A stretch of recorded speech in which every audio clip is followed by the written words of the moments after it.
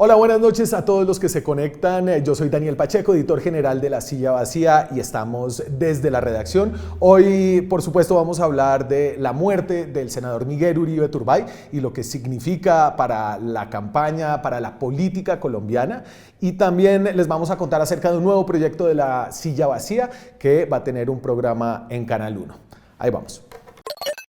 Y arrancamos, creo que con la persona más indicada de esta redacción para hablar sobre este nuevo proyecto de La Silla Vacía, pero también para darle color, darle peso como a la muerte de Miguel Uribe, que había estado muchas semanas como en un estado muy crítico, pero que vuelve ahora con esta gran palabra que la fiscalía creo que puso, que es magnicidio, ¿no? Y el regreso de la violencia política en una escala de magnitud tan amplia. Juanita León es la fundadora de La Silla Vacía y la directora de esta redacción.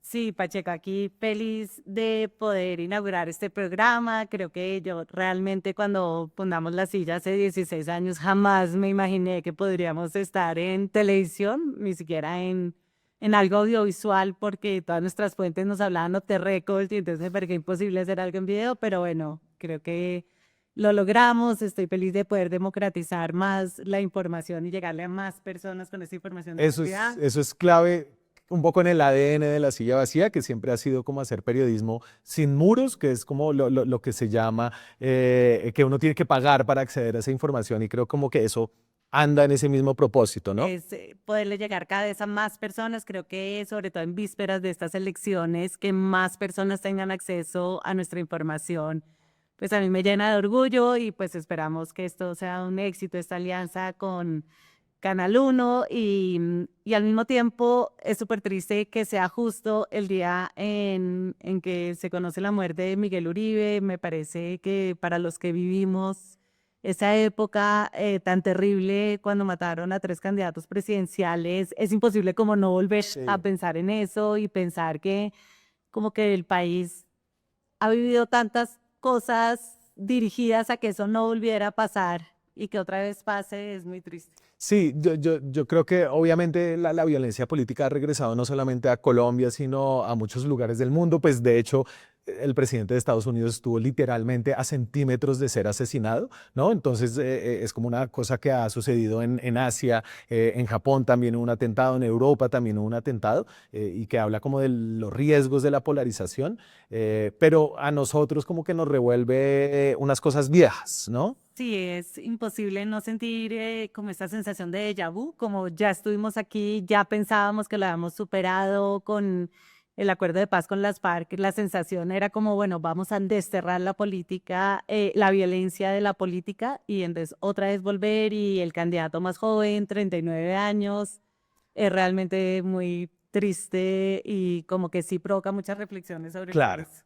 Tú estuviste con él el día, horas antes de que sucediera ese atentado, ¿no? En un evento como de personas y graduados de MIT y Harvard que tienen una asociación y él fue invitado ahí a hablar. Y voy a poner un poco la pregunta que tú le hiciste y la respuesta que como que se revuelve precisamente ese pasado que él quería como decir que iba a erradicar.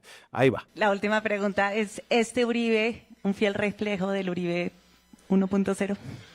Yo soy Miguel Uribe y por supuesto que valoro profundamente lo que hizo el presidente Uribe. Claro que sí, me parece desagradecido quien piense que no nos dio un cambio enorme en este país. Ahora, el país no era perfecto, obvio que no era perfecto, pero tampoco podemos olvidar que vivíamos tranquilos y sin miedo. Y buena parte de lo que nosotros aquí hemos hecho es gracias a que entre el 2002 y 2010 tuvimos ese gobierno. ¿Sí o no? Entonces, es que es imposible decirte sí o no, porque entonces, pues, perdóname, en esta me va a tomar un minuto. Porque además, yo sí les quiero hacer una referencia. Aquí dicen muchos candidatos, no se trata de volver al pasado. No, yo tampoco quiero. Mi propósito es futuro. Es más, si alguien representa renovación y futuro en esta elección, soy yo. Lo que queremos es pensar en lo que viene. Yo nunca hice política para quedarme en el pasado hace 15 años cuando entré. Yo sí quiero un país sin violencia porque viví en carne propia lo que implica. Y entonces, justamente como que él traía frecuentemente la violencia que había sufrido él como hijo de la periodista Diana Turbay. Él era pues muy chiquito, pero eso fue siempre una cosa que él cargó. Sí, a mí me impresionó mucho que él dijera que a partir de la muerte de la mamá, él se había propuesto contribuir a acabar con la violencia en Colombia y 5 horas después atentan contra él, me pareció pues demasiado paradójico y pues yo siento que pues él tenía muchos planes, muchas ideas, más allá de si tenía chance o no de ser presidente, si uno estaba de acuerdo o no con sus ideas, pues era alguien que estaba dedicado 24 horas a tratar de pensar cómo contribuir al país y entonces pues fue muy triste como cuando fue la noticia que habían atentado Claro. contra él. Ahorita vamos a hablar con Edison Henao, que hizo un súper buen perfil político de Miguel Uribe, un poco de esas cosas que no se conocían de él, que era una persona, un man, digo man porque es que era muy joven, ¿no? Era como de mi misma generación, que tenía una gran intensidad en todas las cosas que hacía, ¿no? Una gran inquietud. Pero la muerte de Miguel Uribe abre la pregunta del tema de la polarización en la política. Sí, yo precisamente estoy escribiendo una historia para esta tarde que se llama No estamos condenados a la polarización. Es que a veces a uno le parece, uno comienza a normalizar este nivel de polarización y hay gente que ha definido la polarización como un mega problema que hace imposible la resolución de los demás, ¿no? O sea, nosotros necesitamos poder controvertir, criticar, plantear posiciones muy distantes los unos de los otros sin agotar ese espacio común donde el diálogo sobre cosas muy importantes sea posible. Pero creo que si uno deslegitima, demoniza al otro, pues ni siquiera puede encontrar un terreno donde dialogar posibles soluciones a cosas básicas que todos los colombianos necesitamos. Claro, y era algo que estaba presente pues justo antes del atentado contra Uribe. El presidente Petro había lanzado como un mensaje muy fuerte que lo aludía directamente, que era como que hijo de un masacrador, y se estaba refiriendo, nieto de un masacrador, que se estaba refiriendo a su abuelo, el expresidente Julio César Turbay, que durante la época del Estatuto de Seguridad como que lanzó una guerra muy fuerte con unos cuestionamientos y evidencia de violaciones de derechos humanos, específicamente además contra el M-19. Que torturaron a los del M-19. Claro, pero después en la campaña, incluso desde esa derecha donde estaba jugando Uribe Turbay, pues ha habido como un descenso del nivel del discurso también muy terrible, ¿no? Como de Abelardo de la Espriella, de Vicky Dávila, de esas personas que están en ese lado. Sí, es que a mí me parece que uno puede ser muy crítico del gobierno, pero llegar a decir, como dijo Abelardo de la Espriella, que vamos a destripar la izquierda, o sea, ¿por qué? Sí. O sea, ¿cuál es la necesidad de llegar a esos niveles de cultivar el odio en una sociedad que tiene una cantidad de problemas que toca encontrarle una solución conjunta porque o si no, no se soluciona? Juanita, voy a conectarme con Edison, pero muchas gracias por pasar por primera vez por acá y Primera invitada. tú sabes que tú eres el sostén y la líder de esta organización, que nos deja meternos en aventuras como esta. Y entonces ahora sigo con Edison Henao. Edison cubre la política desde Antioquia y también la campaña presidencial desde la derecha. Y hizo un gran perfil acerca de Miguel Uribe cuando aún no se había muerto, en el que desarrolla y descubre cosas muy íntimas sobre quién era políticamente y personalmente el ex senador del Centro Democrático. Hola Edison, ¿cómo vas? Hola Pacheco, todo muy bien. Un A ver, poco entonces, sorprendidos por esta noticia. sí, pues creo que después de 2 meses habíamos estado entre la esperanza y la desesperanza y este fin de semana pues se puso todo mal. Sí, sí, sí. Digamos que, a ver, el parte de salud era muy delicado desde el senador y precandidato Miguel Uribe. Todos lo sabíamos, pero en su partido y en la derecha había cierta esperanza por un milagro y creo que en el mundo del periodismo todos estábamos también en esa sintonía y nos Sí, de despertamos con esa hecho, noticia. tu perfil cuando lo publicamos, que fue unos días después del atentado, varios días porque logró ser como un perfil profundo, lo habíamos titulado Milagro o Mártir, este es Miguel Uribe como el delfín del uribismo o algo así, o el preferido de Uribe. Sí, sí, sí, así lo titulamos porque un poco estaba ese camino abierto, ¿no? Como el del milagro o el del martirio, y hoy estamos asistiendo al segundo camino, que es que efectivamente el uribismo tiene una pérdida en sus filas, en este caso, pues la vida de un precandidato y senador. Yo creo que hoy nos vamos a centrar más en quién era Miguel Uribe y mañana y durante esta semana seguimos como tramitando los efectos políticos. Creo que hay que hacer también el duelo en el sentido de reconocer la persona que era y ese perfil lo hacía muy bien. Y poníamos arriba que Miguel Uribe era el favorito de Álvaro Uribe.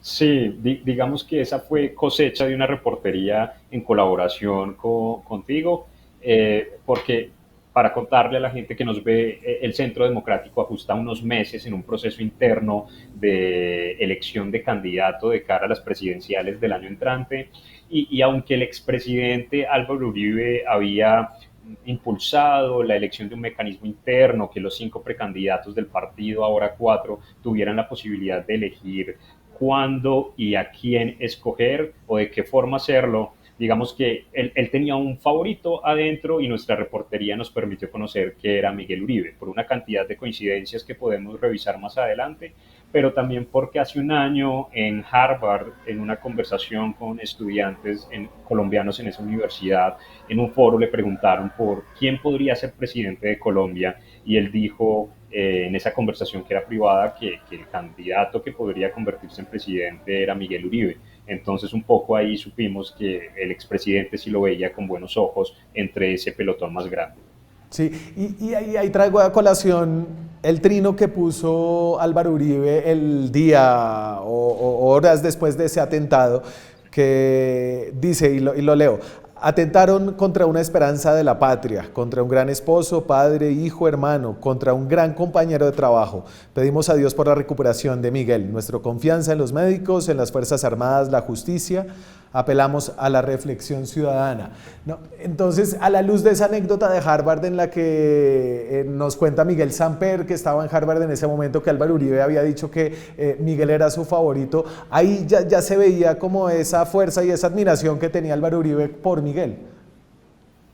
Sí, sí, porque digamos que el Centro Democrático ha venido en una especie de experimento de relevo generacional y un poco Miguel Uribe cumplía con esos sellos. Su discurso no era muy distinto al del Centro Democrático, tenía una pata extra que era un foco especial en la economía, pero era un candidato más fresco que quería abrazar las banderas de la seguridad democrática de Álvaro Uribe, quien también fue víctima de la guerra, como lo es ahora Miguel Uribe por doble banda.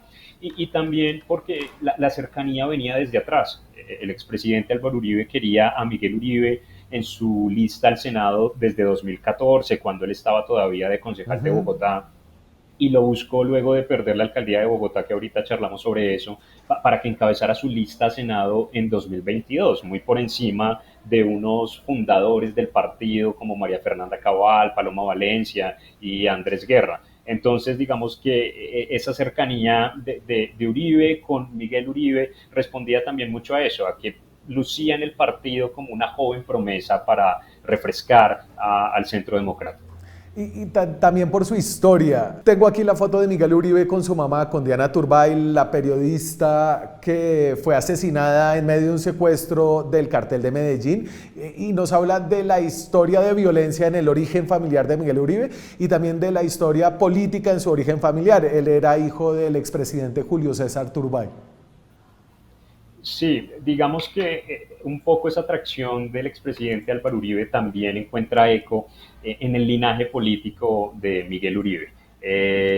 Digamos que Miguel Uribe, aunque en algunas entrevistas no se sentía muy cómodo hablando como de la cuna política en la que nació, pues fue hijo de Diana Turbay, que periodista y editora política también fue. Pero por el lado del papá también tenía una vena política interesante porque el papá de Miguel Uribe Londoño, fue senador y fue concejal de Bogotá, hizo de pionero del Centro Democrático en la capital del país. Entonces había una cantidad de coincidencias que los ataban, y entre esas coincidencias estaba, por ejemplo, que el expresidente Álvaro Uribe fue director de la Aerocivil durante el gobierno de Julio César Turbay y era muy cercano también a Diana Uribe. Y no solo el tema familiar, sino lo que mencionas de esa violencia. Un poco cuando reporteábamos ese perfil, las fuentes nos decían que Miguel Uribe fue manzanillo antes que uribista y víctima de la guerra antes que uribista, y es un poco la misma senda del expresidente Uribe, que primero fue liberal antes de fundar su partido y que también fue víctima de la guerra, y un poco eso explica sus posiciones políticas. Yo pienso en los orígenes políticos de Miguel Uribe y se me viene a la cabeza Enrique Peñalosa, sobre todo porque estuvo con Enrique Peñalosa como todos los 4 años como secretario del gobierno, que es un cargo muy exigente, y además Uribe Turbay era en esa época muy joven. Pero antes de eso ya había sido concejal, y había sido un concejal en la oposición de la alcaldía de Gustavo Petro. Sí, digamos que aunque Miguel Uribe generaba ciertas resistencias en sectores de centro y de izquierda, pues lo que logramos un poco al hacer este perfil fue entender que fue un político precoz en todos sus escenarios, pero exitoso, ¿no? Brillante es la forma en la que lo describían las fuentes, intenso. Entonces, a los 26 años, recién salido de la universidad, se estrena como concejal de Bogotá por el Partido Liberal, y ahí, aunque es muy nuevo, se convierte casi que en el rostro de la bancada liberal, oponiéndose al plan de ordenamiento territorial de Petro y convirtiéndose en una voz fuerte y opositora al gobierno de Petro cuando estaba en la alcaldía de Bogotá. Y digamos que un poco todo ese ejercicio le permite a él llegar al gobierno de Peñalosa en la alcaldía siguiente, porque se quemó en principio haciendo política con Rafael Pardo a la alcaldía de Bogotá, acompañando su aspiración a la alcaldía de Bogotá, pero lo que hizo previamente le permitió que Peñalosa lo llamara como segundo para que fuera su secretario de gobierno. Y ahí con escasos 28 años se entendió con todas las bancadas en el Consejo, los opositores lo reseñan como un político sagaz, pese a su temprana edad, y también tuvo a cargo temas como la seguridad, porque en ese momento la Secretaría de Gobierno también atendía esos temas en la ciudad. Sí, durante esa alcaldía se dividió la alcaldía de seguridad, pero Miguel Uribe la tuvo al principio. Una alcaldía Sí. además que pues marca un poquito la historia de Bogotá, porque fue la alcaldía en la que se logró aprobar y poner a andar el metro elevado, que tanto tema nos ha dado posteriormente. Hablemos de cuando Miguel Uribe se vuelve uribista. Bueno, eso fue difícil de rastrear un poco en el ejercicio del perfil, ¿no? Como que casi que todas las fuentes que consultamos tenían una laguna allí de cuándo ocurrió eso, pero como anticipábamos hace un momento, había una cercanía con el expresidente Uribe desde hace un tiempo. Entonces, una anécdota interesante es que cuando estaba en el Consejo de Bogotá Miguel Uribe, pues el expresidente lo llamó a que hiciera parte de su lista del Consejo, y él dijo: no, presidente Uribe, paso más adelante. Y es cuando él se quema a la alcaldía de Bogotá, que lo derrota Claudia López y queda de hecho en un cuarto lugar pese a obtener 400.000 votos para el periodo 2020-2023, que él encuentra en el uribismo un refugio, pero también una forma de cambiar de partido político. Miguel se Y, fue a Harvard a estudiar cuando pierde Daniel, y justo cuando se va es que el expresidente lo llama y le dice: venga, que quiero que usted sea la cabeza de lista al Senado, y él no tiene allí problema en decirle que sí, también para responder la pregunta, porque él había dejado de militar en el Partido Liberal desde que salió del Consejo de Bogotá. Entonces era liberal por principios, pero había dejado de militar hacía unos años. bueno, y de alguna forma cae para arriba porque Álvaro Uribe lo pone de primero en la lista al Senado, se vuelve en el senador más votado del país, pues por estar ahí y por tener el apellido de Uribe dentro de la lista del Centro Democrático. Y voy a saltar, porque no nos queda mucho tiempo, a la campaña actual. Miguel Uribe lanzó una precampaña a la presidencia muy distinta a la de los demás. Voy a poner aquí un video de la campaña donde está con su esposa y con sus hijos, en donde se ve su ambición y su magnitud en un momento en el que los candidatos del Centro Democrático estaban como este debate interno del partido. Fuerte ese aplauso para Miguel Uribe, con su familia, su esposa María Claudia, con sus hijos. Fuerte, qué bonito el aplauso.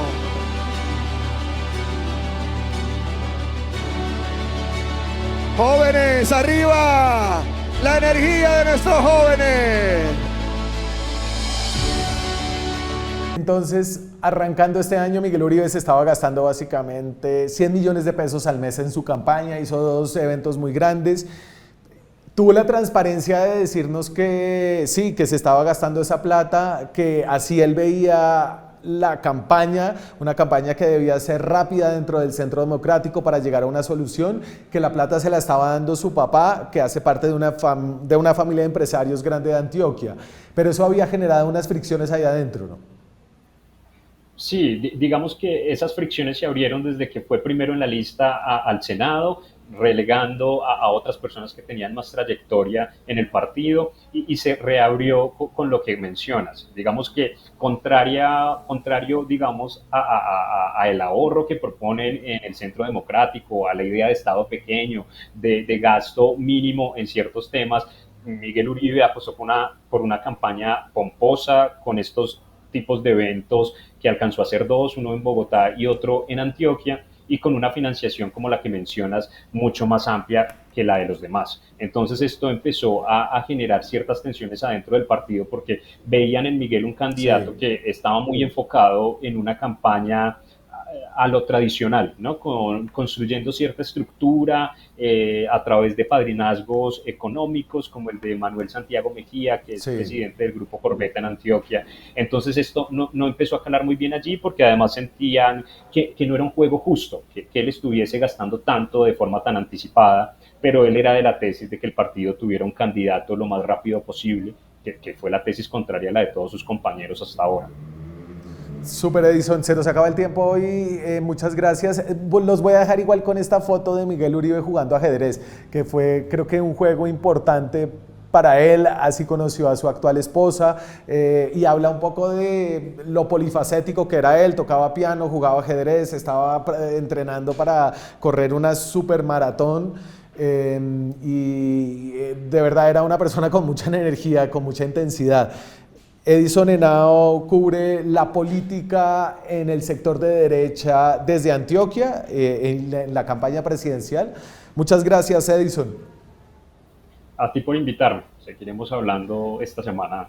Mañana creo que vas a volver por acá, ya empezamos a hablar como de las repercusiones políticas y muchas gracias a ustedes que se conectaron a este canal de YouTube de La Silla Vacía para conocer más acerca de la política y el poder en Colombia. Recuerden, suscríbanse, apoyen el periodismo independiente y nos vemos esta semana. Ahora es más fácil informarse con La Silla. En nuestro canal de YouTube encontrará todos los días análisis profundos, explicaciones claras y entrevistas a nuestro equipo de periodistas y a los personajes que mueven los hilos del poder en Colombia. Suscríbase a nuestro canal, active la campanita y ayúdenos a llegar a los 200.000 suscriptores.